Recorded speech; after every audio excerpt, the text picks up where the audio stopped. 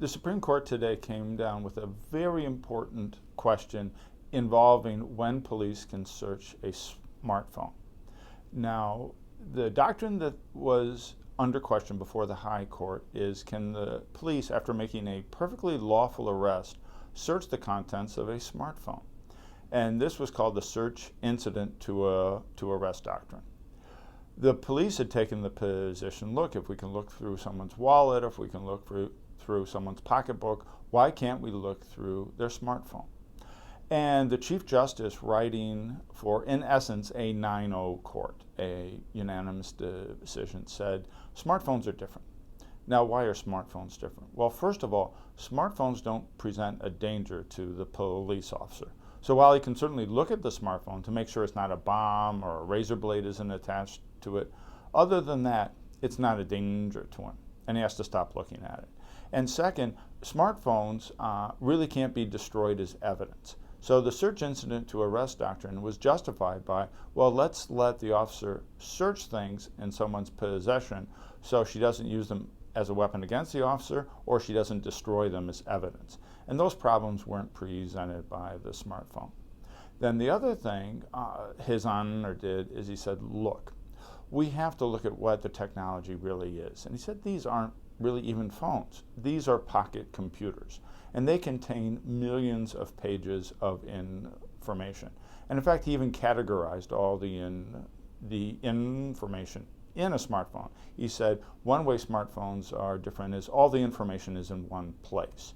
The average person has 33 apps on her phone, so she could have photos, she could have a daily diary, she could have her web browser where you could see if she was looking up delicate medical conditions on WebMD.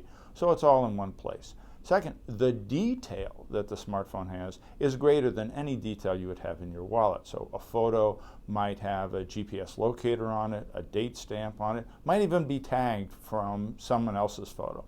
And again, that wouldn't be true for a photo in your wallet.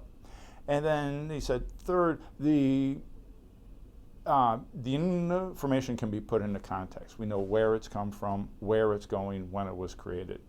And then he didn't add this to the list. He talks about this later on, but I think something that's also worth mentioning that His Honor mentioned is that smartphones are portals to other places that hold a tremendous amount of information. So through our smartphone, we can get to our sensitive documents on Dropbox, or we can get to things that we've stored up on the cloud or things that we've stored on iTunes.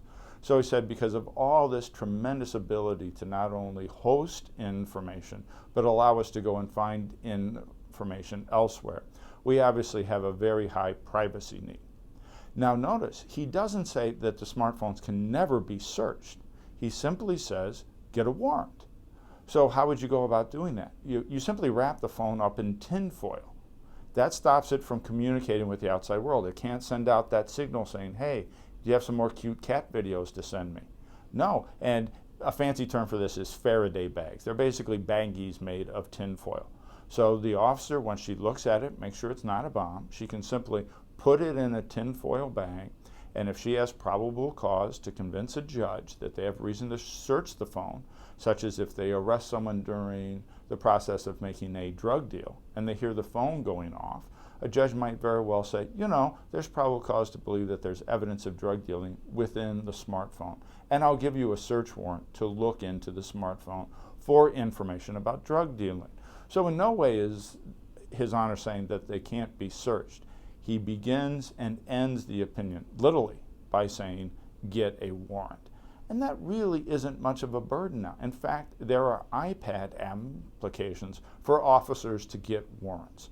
Officers can get warrants via fax. Officers can get warrants via email. So one important aspect about this case is the Chief Justice is taking pains to say we want to narrowly interpret these exceptions to the warrant requirement, and we want to remind law enforcement to protect citizens' privacy, get a warrant. And if you don't get a warrant, we will suppress the information that you get from unlawfully searching someone's smartphone.